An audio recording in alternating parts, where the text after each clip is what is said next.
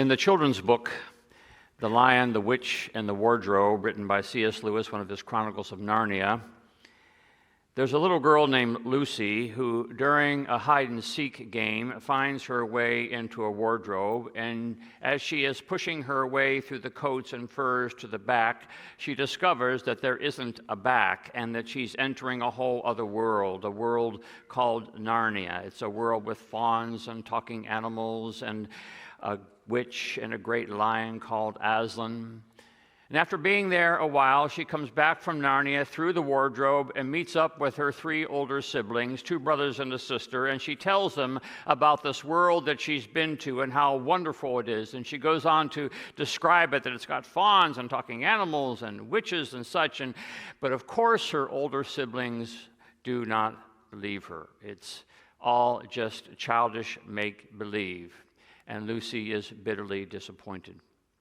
A few days later, it so happens that she and her brother Edmund are back in the same room, and they end up stepping into the wardrobe, and sure enough, they push to the back, and they both step into Narnia, and they go off on their own separate adventures, and eventually they come back, and Lucy is so excited to be able to tell her older brother and sister the good news that there really is a Narnia, and that she has her brother to verify it. So she finds her brother and sister, tells them the good news of this wonderful world, this wonderful other world, and then she finally turns to Edmund to verify her story. And what does Edmund do? Lewis says that Edmund did the nastiest thing he could ever think to do. He denies it. He shakes his head and says, no such thing as Narnia. Lucy is crushed. Edmund will not admit to what they both know is true. And of course, the older children are not going to believe in something they cannot verify, they cannot see. Now, later, the good news is the 4 children all end up together walking into the wardrobe, and they make their way through the back, discover that there really is this wonderful other world about which it had been so hard to believe. It's so hard to believe in something you cannot see, you cannot touch, you cannot hold. Like the story of the atheist who took a trip to Scotland, and while there decided to do a little fishing out on Loch Ness, and as he was fishing, sure enough, the Loch Ness monster arose from the water and grabbed his little boat and threw it and him back and forth, and then opened his mouth in preparation for a little mid-afternoon snack. Instinctively, the atheist yelled out, "My God, help me, help me!" And all of a sudden, time stood still, and a voice came from heaven, "I thought you didn't believe in me." To which the atheist replied, "Come on, God, give me a break. 10 seconds ago, I didn't believe in the Loch Ness Monster either." It takes a lot to get us to believe in things we cannot see, we cannot touch, we cannot hold. So at Christmas time, a young peasant girl steps out of her Palestinian hovel to break the news that she has just been to a world of angels and spirits. She has been visited by a being from on high to tell her that inside her virgin womb she will conceive and bear a son, and that he will be the Son of the Most High, and that he will ascend the throne of his father David, and over the house of Jacob he will reign forever and ever. This is the unseen world the young Mary has visited. This is the unseen world that has visited her. Now, we all know this is an unbelievable story. We all know that things just do not happen this way. Wardrobes are not portals to parallel universes. Prehistoric sea monsters do not dwell below glacial lakes. And peasant girls who claim virgin conceptions are taken to a psychologist. But Christmas is different, isn't it? At Christmas, we suspend our disbelief, and we give this young girl the benefit of the doubt. We believe the unbelievable, at least I do. Born of the Virgin Mary is what we say over and over again, Sunday to Sunday, as we recite the Apostles' Creed. It rolls off our tongues almost without a thought as to how unbelievable it is. But Christmas opens our hearts to entertain this world of angels and spirits and miracle conceptions and heavenly hosts. Christmas opens the wardrobe and beckons us in through the furs to the world we normally cannot see or refuse to see. And for a time, the world gets charged with the supernatural. And we tell miracle stories to each other, Hallmark stories, Santa stories, Scrooge stories, Grinch stories. Because Mary has invited us to believe the unbelievable, and Christmas gives us permission to shake off, if only for a moment, our cynicism and our despair, to think that maybe God can do such things. Maybe God can grow the Grinch's heart. Maybe God can open Scrooge's eyes. Maybe God can reconcile warring families. Maybe God can restore broken marriages. Maybe God can bring food to the hungry and visiting to the lonely and set the gentle lamb alongside the growling lion. Maybe God can make the unbelievable believable. Maybe God can open that heart of ours to let the invisible world, the world of angels and spirits, slip in long enough for us to sing joy to the world. Joy to the world? To this weary world?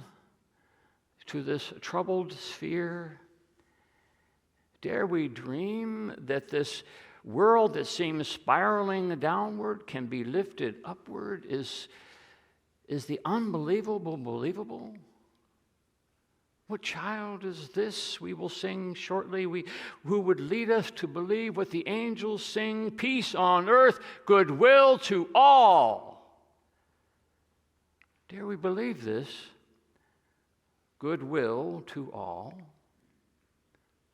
And so as to leave no doubt, Mary clears her throat and starts to sing. My soul magnifies, my soul magnifies, my soul magnifies the Lord, and my spirit rejoices in God my Savior. From deep within her womb where God is stirring, Mary is here to announce that there is this invisible kingdom. There is this Narnia. There is this realm of angels and spirits that seeks to bring about not just a baby from within a virgin's womb, but a revolution from the heart of heaven.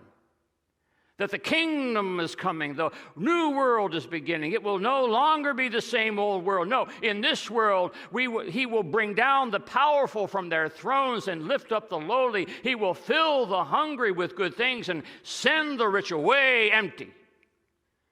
We are being visited by the heavenly conspirators, says Mary. They will not rest until a new world is established. The Son of the Most High, the one who ascends the throne of David, is establishing a new order. And in this new and invisible kingdom, everybody counts. Everybody counts. Every life matters. The poor count as much as the rich. The hungry matter as much as the satiated. And because everybody counts, it means that everybody is connected. You count no less than me. And because you count no less than me, then we are connected. We are a part of each other. If God connects a peasant to an angel, if God connects the shepherds to a heavenly host, if God connects a king to a cattle trough, then magnify the Lord with me, Mary sings. Let us be about the business of believing the unbelievable. The unbelievable reality that everybody counts as we light our candle of love, because love opens our eyes to see the counted, to see the connected. And there are no rich and there are no poor, because the divine love has filled the valleys and lowered the mountains and made us responsible for each other. Do you believe this? Mary asks. She steps out of her wardrobe and says, will you believe this? Will you sing this song with me? Will you keep singing with me until you cannot get it out of your head? You know those songs, right? Those songs you can't get out of your head. You've had it happen a million times, especially at Christmas time.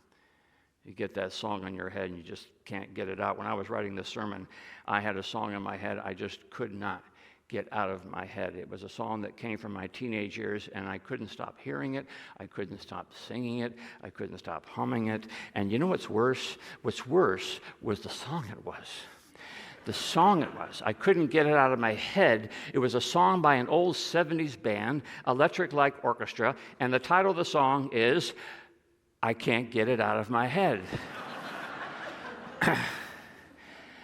So Mary comes from her world of spirits and angels and divine conceptions and sings a much better song and wonders if we can believe it. If you can believe in a virgin birth, you can believe then in a God who plans to bring the world together in love. Can this be the song that you cannot get out of your head, the mission that cannot be shaken? I'm not sure we have any other choice on this spaceship Earth, this vessel spinning through the cosmos, this global village of which we were all citizens. Are we left with no other choice than to see that we all connect and we all count? It matters what happens to my neighbor near and far, because I need my neighbor.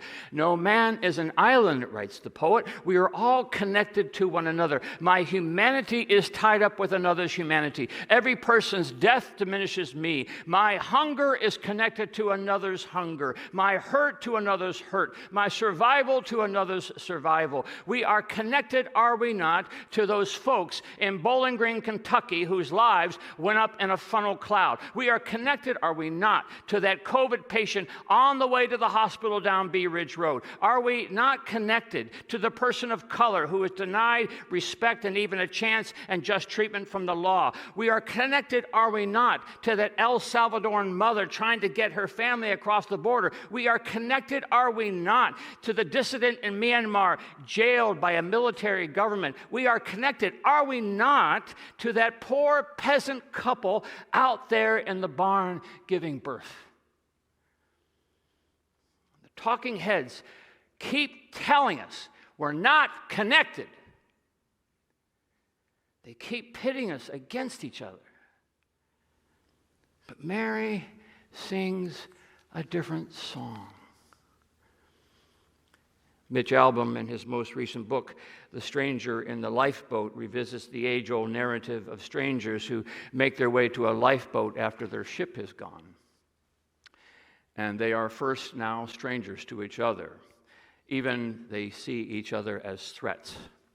But because they have no choice, they must know each other, they must learn about each other, and they must finally depend on each other. And bank accounts and positions no longer matter. Race and nationality no longer matter. Political party no longer matters. What matters is that we share the same boat and the same life, and we need each other to survive. Is this what the angels were singing? Goodwill to all. Were they echoing the Virgin's song that we all count and are all connected, that shepherds and angels belong not only to the same universe, but to each other? Is this the candle we light today? Is this the song we sing? Is this the world the Virgin births us into? A world where all connect and all count. A world where kings are born in stables. A world where peasants start revolutions, a world where shepherds walk the red carpet for the premiere of the heavenly host, a world where the Father of all mercies puts himself at our mercy.